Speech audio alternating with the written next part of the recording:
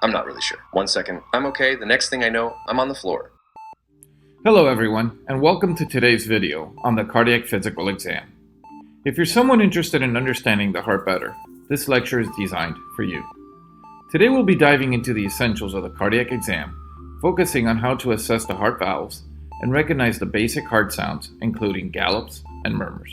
So not all murmurs are pathological. What exactly do I mean by that? Well, let's talk about the heart valves first. A great way to remember the four main heart valves is by using the mnemonic, all patients take medicine. This stands for aortic, pulmonic, tricuspid, and mitral valves. Now imagine drawing a vertical line down the center of a patient's chest. This line is a helpful guide in visualizing the position of these valves. At the top, near the midline, we have the aortic valve, which plays a crucial role in guiding blood from the left ventricle into the aorta. Just slightly to the left is the pulmonic valve, directing blood from the right ventricle to the pulmonary artery. As we move down, we encounter the tricuspid valve, which controls blood flow from the right atrium to the right ventricle. And finally, on the left side, we have the mitral valve, which is situated between the left atrium and the left ventricle. We use the terms lub-dub to describe the heart sounds. This is what the heart normally sounds like.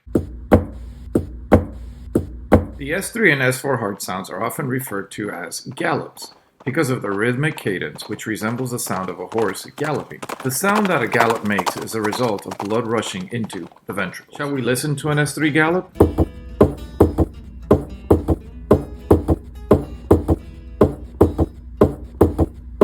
Let's listen to what the S4 gallop sounds like.